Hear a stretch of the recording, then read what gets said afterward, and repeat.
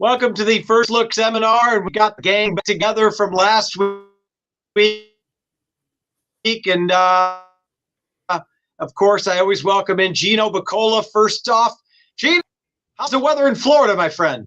Yeah, today actually was pretty warm. It was raining a little bit earlier in the day, but that stopped. Can you hear us? 75 to 80 degrees. Yeah, I can hear you. Can you hear me? I think Chappie was the one that was a little bit frozen to start. So, really good weather. Hopefully we could have a great Saturday because it's the big weekend for the Santa Anita's partner track. This weekend, Gulfstream Park, they have the Pegasus World Cup and a huge card with 13 races. There's an awesome coast-to-coast pick 5 that connects the 3 Pegasus World Cup races with 2 races from Santa Anita. Our focus is going to be over at Santa Anita and their racing. But if you're kicking back on Saturday, there's a lot of tracks that canceled. So I know Santa Anita and Gulfstream are probably going to get a lot of attention and a lot of focus because there's no Aqueduct, there's no Turfway. I think we had Laurel also canceled because of the weather. So a lot of focus will be on Santa Anita and on Gulfstream. So we'll be excited to get some winners here at Santa Anita. Seminar Skip, I'm sure you're excited as well for obviously the great card at Gulfstream Park. And then, of course, Santa Anita. Like Gino said, the rest of the country is getting hit hard with the cold weather. We call you Skip Rains for nothing. So weather's going to be nice here. What about in Gulfstream Park, my friend? Yeah, the weather should be nice, both places. Gulfstream Park should be great. Gino will tell us he's there. And the weather here, I mean, we have the best weather here. So on the left coast, we're lucky, and but we pay for it also.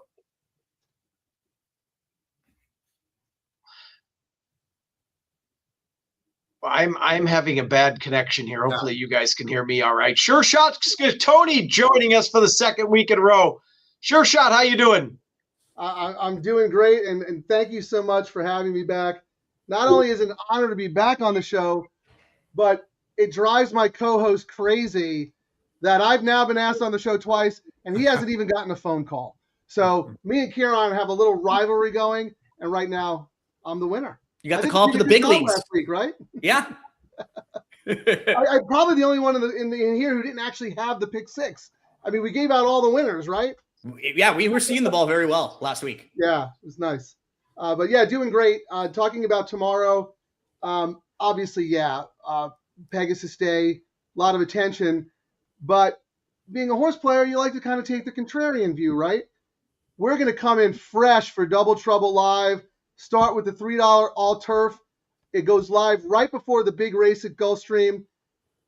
We're the last men standing, right? So if you're losing at Gulfstream and you need to get out, you come play the Santa Anita low takeout wagers. If you're riding high and you don't want to kill your momentum, come back and fire away with us here at Santa Anita. Late pick 5, $3 all turf, $3 late pick 3, $5 late double. I love it. Double trouble coming at you. And if you guys lose me, I'm going in and out. So I don't know if it's my bad or not. But if I fall off the screen, somebody take over. But no problem. Of course, we're going to concentrate as always in the late pick 5 here at Santa Anita. And Gino, let's come back to you. Race 5 kicks it off.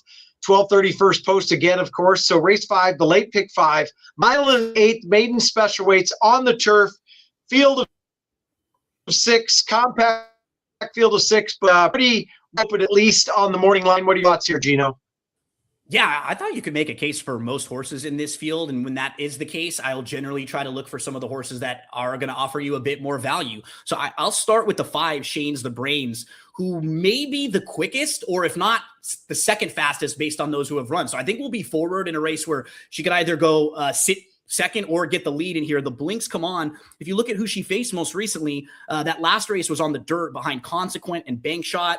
That was the Consequent came out of that race to win the grade 2 Starlet. Bank Shot won a maiden special weight race next time out with a 68 Beyer speed figure. 9th place finisher came back, beating Channel Place. So getting back to the grass, going a mile and 1/8, I think we'll be more forward in here. I did also think the 6 Inbox, that race at Dundalk was pretty solid. This horse was inside in traffic, was behind horses. It was a fine 4th in the career debut, going 7 on a synthetic surface, which is not easy to do. That was back in October, now in the D'Amato barn for the first time. I think I was a little cold on the 4, who was the morning line favorite. I'm probably going to try to get a lot of 2, 5, 6 in here.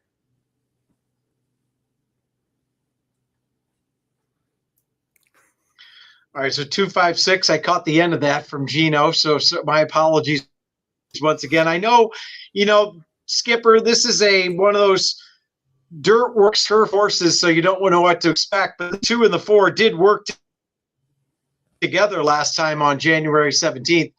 I thought the 4 was much better, but yet we are running grass. What are your thoughts here?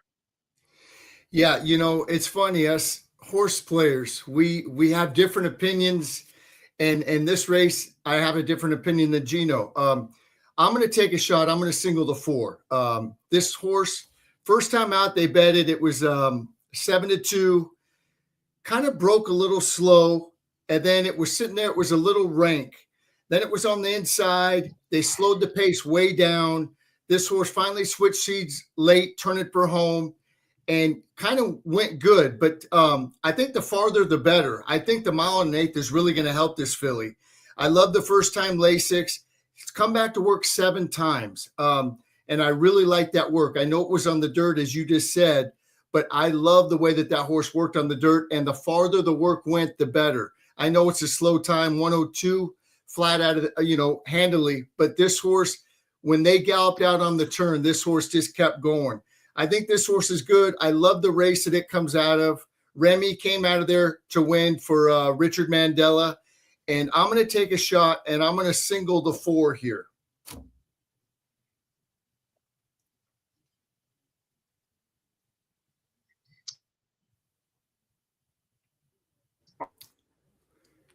It looks like Chappie may have frozen this time. Froze. Sure shot. You want to pick it up here and let us know what you thought? Yeah. Very interesting, because my whole plan coming into the show was I have one horse that I'm building my day around. Yeah, I like horses in the races surrounding, but I'm basically saying I'm writing down every horse that you guys mentioned, and I'm using every horse we mentioned in the show to the single that I have that's going to make or break my day. I'm either going to hit it because I'm going to use so many horses in the other legs, or I'm going to go 4 or 5 because my single is going to be wrong. So in this leg, talk about horse players having different opinions. I do like your 4 as well, Skip, but I like the other McCarthy. My feeling is, look, KK is riding great. He won with McCarthy horse today. I kind of feel like he had the decision to pick which one of these he could ride. Now, this is speculation on my part, and he ends up on the 2 Island Home. I will forgive that last race off the layoff. It was a good course. I think the horse needed one. And you know what's funny is if you look at the 2, 3, and 4, they face the same horse, Ramayana, in different races. And they've all basically been the same distance behind that horse, almost identically, which is funny. The 2, 3, and the 4. So if you're looking at a common rival, a horse that's beaten them all by like a similar amount of margin, it's that one. But I kind of agree with you. I preferred the 2 over the 4. Yeah, it's interesting you say that, because you mentioned this on the show last week, and I don't think a lot of players really give a lot of credit of comparative handicapping, right? If you can find some commonality in horses that each of them ran against, and kind of use that as a benchmark, I think that's a really sneaky angle. So I'm glad you brought that up again. The reason I like this horse is because, look, the horse showed speed on October 26th, but then if you look at the debut, the horse sat and could pass horses. So I think this horse is versatile. I think KK can put her wherever he thinks the right spot is. And Michael McCarthy is one of the best at getting to the bottom from a stamina perspective of his horses. So there's no doubt in my mind that this horse and his other horse are going to excel at this distance.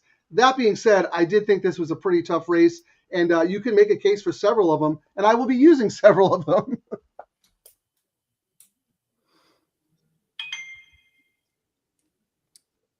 All right, so you know what might help? Good thing I took mime in college, because I have. It might help if you go out and come back in for a second. Sometimes that helps, like, give the connection a little bit better. All right. If so. So let's see. Maybe we can get a little stronger. No, I thought we'd never get rid of him. I was gonna say we all were just trying to get Chappie out of here. Seriously. So, come on. There we go. There he's back. I mean, we were just trash talking you, Chappie, while you were gone. I hope you realize. I think I was going to try to get away here, by the way, with myself. I don't know what everybody played. I'm 6'4", and I might go 2 deep. I might go 3 deep here. I'm not sure yet, but I like the work of the 6. Worked against Church Lady, who's nothing much, but I thought it was the horse worked very easily with 0 asks. So I was 6-4 in here. Okay, am I better now? No. Yeah, you were better at the A little start. bit, And I yeah. think now you're Gino, starting to stop. can you hear? Okay. All right, Skipper, let's move on to race 6. 6.5 furlong starter optional claimer. The ball is yours. I'm just going to go too deep in here. I'm going to use the 4 first off the claim. Ryan Hansen doesn't claim much, but this horse is a warrior. 8-year-old mayor, 35 starts, 10 wins. 5 of those 10 wins have been at Santa Anita. I like the way that it won last time. It's coming back kind of quick, but the 4 is going to be on my ticket. The other one I'm going to use is the Mullins, the 5 horse. This horse hasn't went over the track. Last time showed speed, kind of faltered late in a much tougher race. I think this horse being on the outside of a couple other horses that might have some speed, meaning the 1 and the 4, if they go, or the 3 even. I think the 5, I like the post position better. So I'm just going to go 4 and 5 in here and spread out a little bit later in the later races.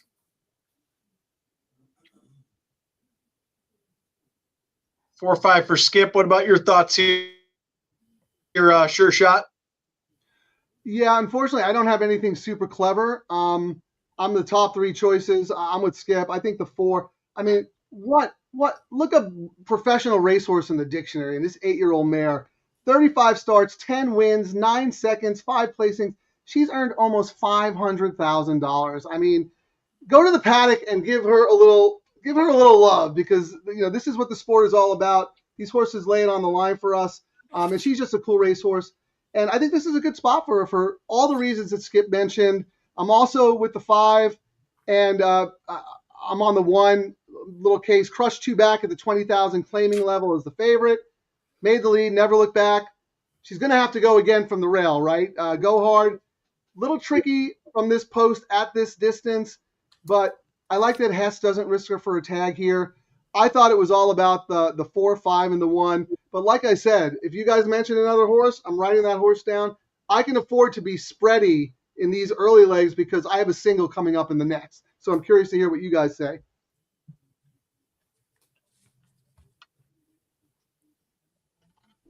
What do you think, Gino? Gino Bacola. Well, Wish They All Could Be is a horse that when you just look at the form, like speed figures, you can use different speed figures. I'm going to point out buyers just from a talking standpoint. In the last 8 races, the lowest buyer speed figure that Wish They All Could Be has run is a 76. 3 of the horses in this field have never cracked 70. And the other 2 have not hit a 76 in their last 7 starts.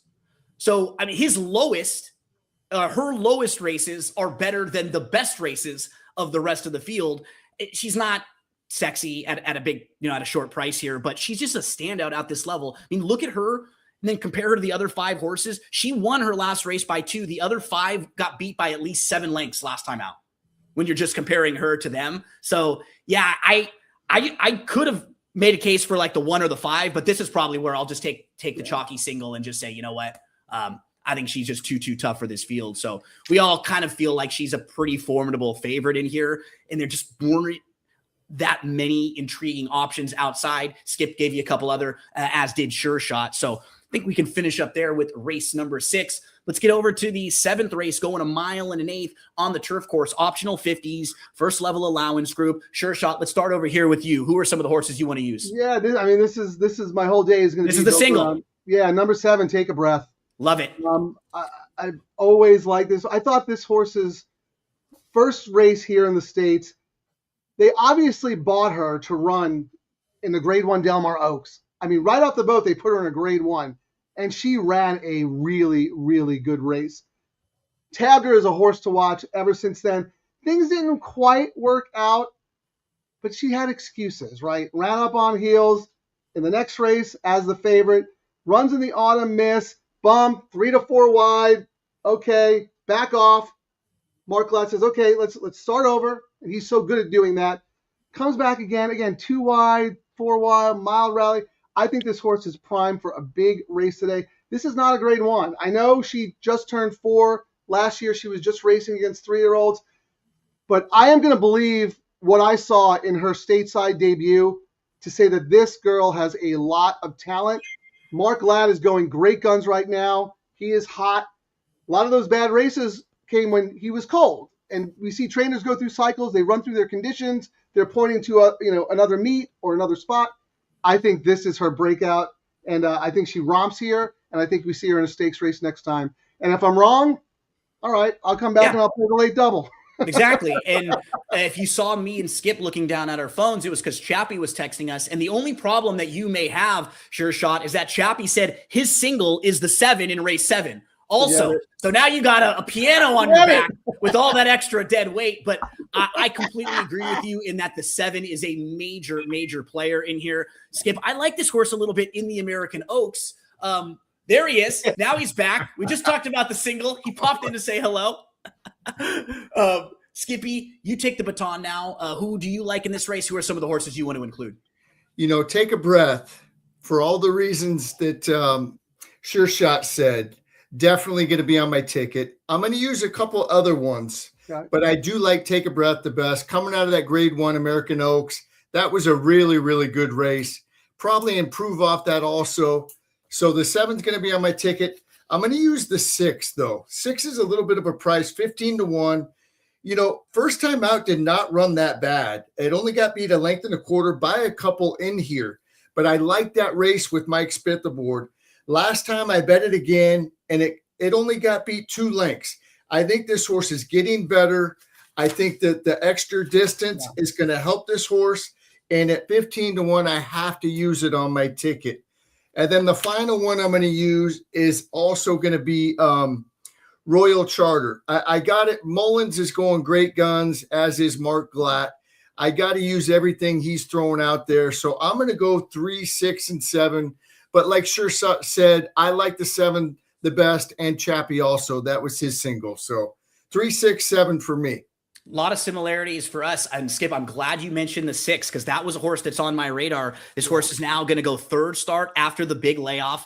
That race on December the 28th, this horse was inside in some traffic, nowhere to go late, could have been closer, was only beaten 2 lengths, but finished 7th in kind of a blanket finish. But if the horse was 3rd or 4th, it just looks so much better on paper than 7th, where I think a lot of times people see that and they just kind of dismiss the horse and move on to the next one. I'm going to go, I can't believe I'm saying this and doing this. 6, 7, 6, 7. That's pretty much all I got in this race. You're just trying to go viral, man. Come I know. On. My son, every day I got to do one fast 6, 7 and one slow 6, 7. So 6, 7 here for me, and we're all on the 7. Before you mentioned the buyer speed figures as a way to compare certain horses. I use Formulator, and one of the things I love about Formulator are the incremental splits. Yep. You can do them for the individual horses instead of the whole, the leader. Yep. And to your point, both of you guys, because Skip mentioned extra ground for this horse, in that mile race last time, she came home in 23-1. That is blazing fast. And it's not like it was like a super fast place to close into. She really motored home. 3rd race of the form cycle, getting extra ground. She's 2 for 2 at the distance. Yeah, that horse is the sneaky play in here, and certainly the value of the race, I think. That'll be a good saver exactor for me. And maybe I'll come back and I'll use the 6 in my late pick 3. There you go. You can play these bets together. That's you don't play them individually. You can play them off of each other, right? And the shorter, the bets that have the 50-cent base minimum where you can spread out a little bit, then you can shorten up or kind of cover yourself with the other wagers. We've been so lucky with Santa Anita really going into the $5 double, the $3 late pick 3, those player-friendly, low takeout, and they make you a better handicapper because you can't just go 4 by 5 by 5 in those races. You have to shorten up. And honestly, I think for a lot of us, the tickets that we've hit for big, sometimes they're the smaller tickets. When you have a stronger opinion, it's not always when you're going 5 by 5 by 5 that you catch them. So we do all seem to have a pretty strong opinion there with the 7, and then we throw the 6 in as a very live price and a long shot.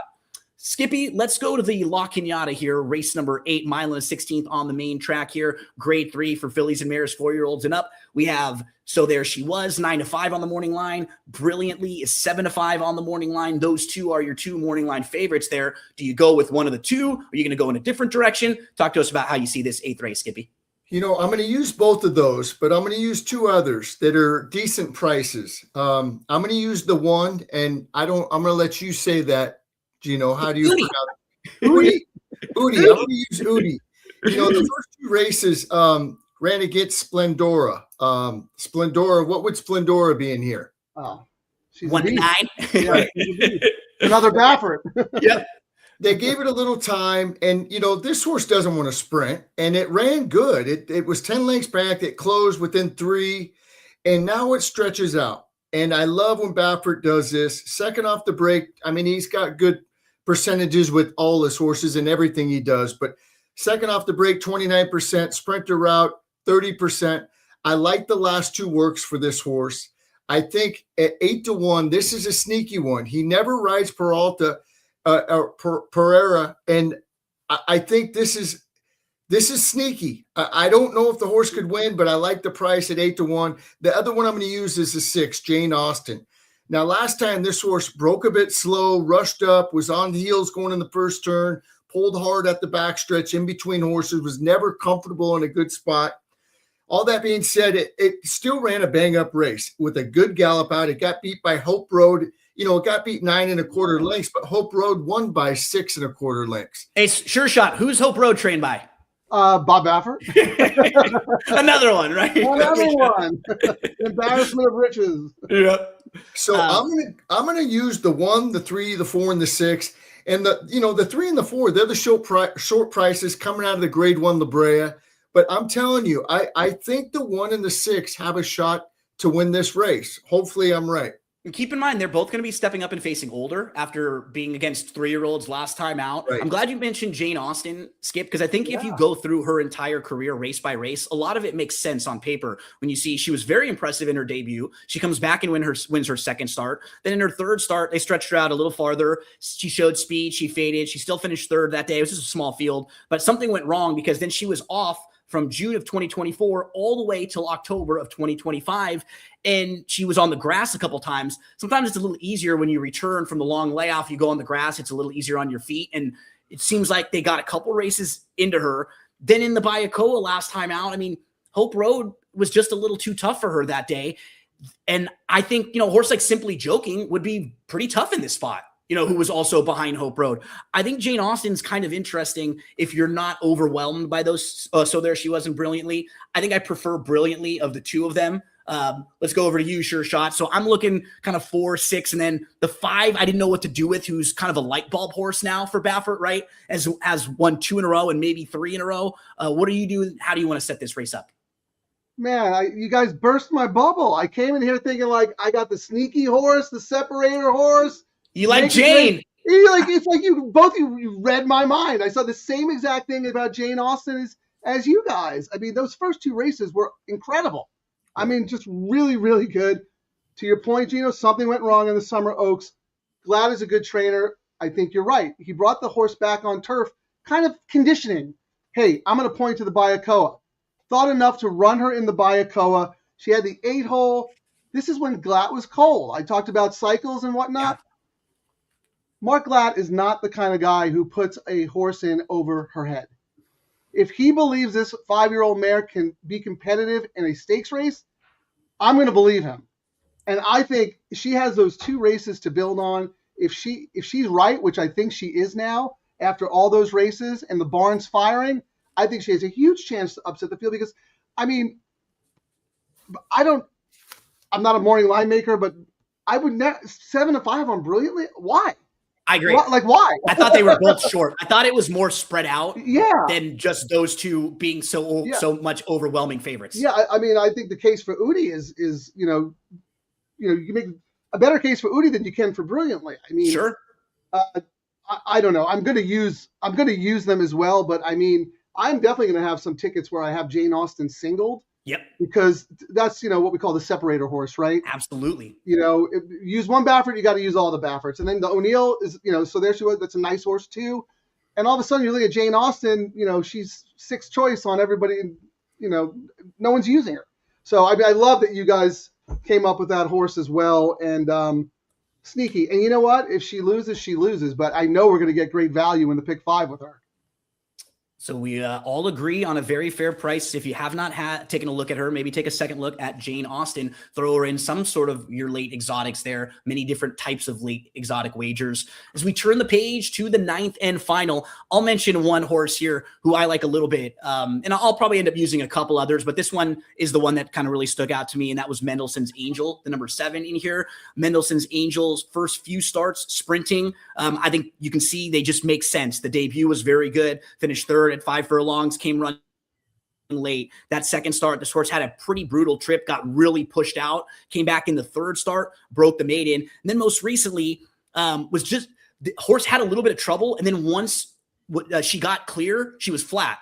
To me, that always says that they need to cut back because they don't have anything left after the trouble. They didn't have any punch. I like this cutback here, going back to 6 furlongs. I think it's a really nice spot for Mendelssohn's Angel from a class standpoint. So that's a horse who I'm definitely going to be using. And seeing the way the race shapes up, I thought, the horse from the inside could possibly show some speed. I thought Crystal Clean could show some speed. Dancing Flyer and Fancy Facts both probably want to go. So if we can get 3 or 4 horses up here pushing it, that's what will set up really well for Mendelssohn's Angel, one of the horses who I'm definitely going to be using. Let's get over to you, Sure Shot. How are you going to close this thing out?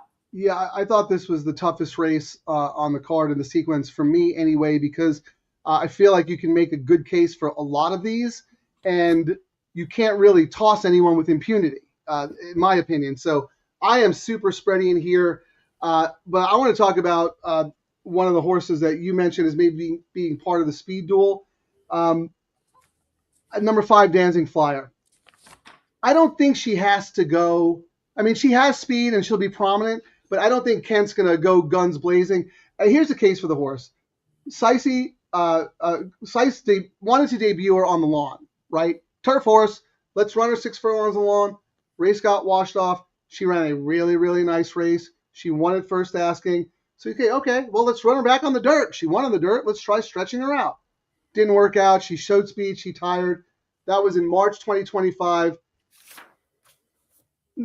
Cliff Seiss has been around a long time. He's an old school horseman, very, very good at what he does. He is not bringing back a 5-year-old mare to the races unless he thinks she can win. And she may be nice, even better value because her works come down at San Luis Rey. We can't see those on First Thought TV. So, if you're working really well, but it's out of sight, out of mind, a lot of time, the horse stays a very fair price. I don't have any knocks on her. Yeah, and the layoff doesn't bother me because she won it first asking. I love that Ken takes the call. I think he's going to sit her in a good rating position. I could be spinning a yarn here and being fanciful and, because I'm basically telling a story, right? We don't know if she's good or bad on turf. We'll find out. But the fact that he tried to debut her on turf tells me that he thinks that she's a turf horse. So I thought that was the sneaky one in here. But, you have to look at Crystal Clean. I gave the one a shot just because, very simple, reductive handicapping. Yep. Hernandez takes the call, right? So that horse has to be live. But to your point, I think if that forwardly placed anticipated speed duel does develop, your horse, Gino, is sitting perfect. I mean, tracking style, perfect spot, and already showed that, she could win on this course with that kind of trip you're envisioning. Tough race for me, very tough. Skippy, who do you hope to be alive to in this one? I'm going to go 6 deep in here, and I'm going to hope for a price. Like Sure Shot said, I think this is the toughest race in the sequence, and it's not even close. I'm going to use the 2, Miss Club Cali. Nobody mentioned that one. Yeah. I think this horse will get a great trip. It's shortening up. It's getting back on the grass. Hermio has been riding great at Santa Anita. I think he'll get this horse a little bit closer. I think that horse will flop into a really good spot. I'm going to take the 3. Andy Mathis claims this horse. He does very well off the claim, 21%. This horse is good. I love the 8-1. I'm going to use the 4, Crystal Clean, part of the speed. And if they do go fast with Hector Barrios, he's not a send rider. He could sit. He's a great turf rider. I got to use the 4. Danzig Flyer, I like that one. Cliff Size, you guys mentioned it at 10-1. I'm using your horse, Gino, the 7. And then the last one I'm going to mention is the 9. If they do go crazy up front, I don't think this horse wants 6 furlongs. I think it wants farther. But if they go crazy up front, this horse will come flying, and I just do not want to get beat by it. So I'm going to go 2, 3, 4, 5, 7, and 9. So hopefully we were able to lead you in the right direction for a couple of winners throughout this pick 5 sequence. Skippy, I'll go back to you here. Tomorrow morning, radio show. Oh, Chappie, there he is. He pops in. I was just going to give a plug for the radio show tomorrow. Give us the details. He can't talk, I guess. How about Skippy, you tell us. Where do we listen to the radio tomorrow? Turn on to AM 830, KLAA, or at TML AM 30 on Facebook or Instagram. We'll do the show live. We go from 8 to 9 in the morning, and that's Central or California time, Pacific time, Central. And we have a good time. We have great guests, and Chappie's on there, and he does actually speak on the show. Yeah. And we have a great time, and we have a lot of fun, and we pick a lot of winners. We got really good handicappers, and looking forward to it. I'm looking forward to a great weekend. Santa Anita's got the nice card, the great weather, Gulfstream Park, with the Pegasus. What could go wrong? We're gonna have a great day. Sure Shot. No, you've been doing a lot of streams lately where you're doing the previews of some of these great wagers at Santa Anita. Tell us where we can find more from you. Yeah, well, me and Kieran have our Double Trouble live show. We actually go live during the races. We are a wagering show. We gather all the information from guys like you with the handicapping stuff, joining on these seminars, and we put it all together. We talk ticket construction. We look at the probable pools. We try to see where the money is. We look for market signals, and we put wagers together. And the big part of that is because I truly believe that these high minimum, low takeout wagers are the best bets I've ever seen for the retail player. They always pay more than the equivalent win parlay. And when you have a 15% takeout, that's the difference between a winning and a losing day. Between 23% or 15%. That's a significant difference when you're betting, couple hundreds of dollars or thousands of dollars. So that adds up. And Santa Anita implemented those, and we want to show our support. We have our DTL crew. They come, they fire away with us. We're putting tickets together. We're gambling. We're having fun. What horse racing is all about, right? We're trying to simulate that track experience with your buddies, having a good time. And look, if you can't get excited about horse racing on a day like tomorrow with the Pegasus, followed up by these great player-friendly wagers at Santa Anita, then you're in the wrong sport, man. You got to go watch darts or something. And what's great is they have those player-friendly wagers for doubles, pick 3s. Yep. Then you can even expand them to the coast-to-coast pick 5 that they have, right. Dollar-based wager, retail only, so you're not having those CAW players come in and snatch all of that pool. And tomorrow, there's also a carryover in the Sunset 6, which is some of the races that we just looked at. The last 3 races from Santa Anita and the last 3 races from Gulfstream, $41,000 carried over into that $1 pick 6 base wager. So those are player-friendly, 15% takeout. They make you a better handicapper where you're giving you free daily racing form past performances for those as well. Check them out. And then on a busy Saturday, tomorrow you can play the Pick'em contest, free to enter, $500. Pick'em.santanita.com. It'll be a lot of college basketball and NBA mixed in with some of the races from Santa Anita. If you're a sports fan, a fantasy sports player, or a sports bettor, you will love these contests every Saturday, Sunday, free to enter, $500 to the winner. And the PWCBC is tomorrow, one of the biggest handicapping tournaments of the year. So if you've qualified and if you're in that, good luck. We'll be monitoring that all throughout the day and see who's going to win NHC seats and big money in big spots to next year's tournament. So Sure Shot. Great work, man. It's been a blast talking the last few weeks. Awesome. Skippy, good stuff as always. Chappie, this was the best show you've ever done. I was going to say, this is his best work. Chappie, great stuff, man. Yeah. There you go. Awesome. Everyone have a great Saturday. We'll see you back here next week. Thanks, guys.